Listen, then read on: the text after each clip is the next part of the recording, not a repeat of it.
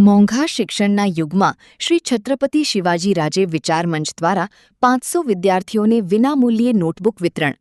આજના મોંઘા શિક્ષણના યુગમાં સેવા પરમો ધર્મના સૂત્રને સાર્થક કરતો એક પ્રેરણાદાયી સેવા યજ્ઞ વડોદરામાં અવિરત ચાલી રહ્યો છે। કોરોના કાળમાં શ્રી ગૌરવ રમાકાંત પવડીના વિચારથી શરૂ થયેલા પસ્તીદાનથી વિદ્યાજ્ઞાન અભિયાન અંતર્ગત ચાલુ વર્ષે સતત છઠ્ઠા વર્ષે 500 જેટલા જરૂરિયાતમંદ વિદ્યાર્થીઓને વિનામૂલ્યે નોટબુકનું વિતરણ કરવામાં આવ્યું હતું।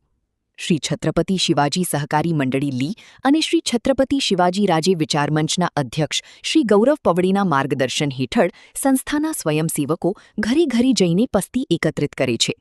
આ પસ્તી વેચીને જે ભંડોળ ભેગું થાય તેમાં સંસ્થાના અધ્યક્ષ પોતાનો આર્થિક ફાળો ઉમેરે છે અને તેમાંથી બાળકો માટે નોટબુક ખરીદવામાં આવે છે। નકામી પસ્તીનો સદુપયોગ કરીને ગરીબ બાળકોના શિક્ષણનો દીવો પ્રગટાવવાના આ અનોખા ભગીરથ કાર્યને સ્થાનિક નાગરિકો અને સમાજના અગ્રણીઓ તરફથી ભારે બિરદાવવામાં આવી રહ્યું છે।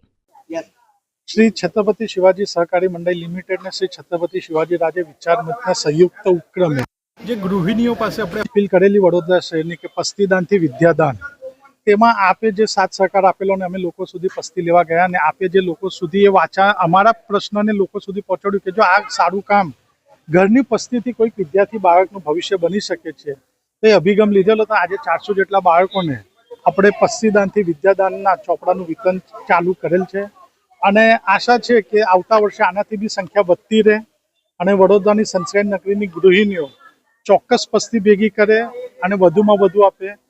આપણે આ જ કાર્યક્રમ આ જ રીતે હજી મોટા કેવી રીતે કરીએ તો એનું માર્ગદર્શન આપ મીડિયાએ અમને પૂરું પાડો છો, અમને સાથ સહકાર પૂરો આપો છો। એની માટે આપ સર્વ મીડિયાનો ખૂબ ખૂબ આભાર વ્યક્ત કરું છું કે જ્યાં લોકો ફોર્મ લઈ ગયા છે, જે જરૂરિયાતમંદ છે કે ઘણા 2-4 છોકરાઓ મેં પૂછ્યું તો કે ચાલતા ચાલતા એ લોકો ઠેઠ કોઈ કોઠીથી આવ્યું છે તો કોઈ આજવા રોડથી આવ્યું છે। એટલે વિદ્યાની જરૂરત બાળકોને છે ને આપની પસ્તી યોગ્ય બાળકના પાસે જાય છે જેથી આપણા ભારતનું ઉજ્જવળ ભવિષ્ય બને અને આજે આ પુસ્તકોથી લઈને જે શિક્ષણ લેશે એને એની કિંમત હશે તો આવનાર જીવનમાં એ આપણા રાષ્ટ્રના નિર્માણમાં પોતાનું યોગદાન ઘણું સારું આલશે।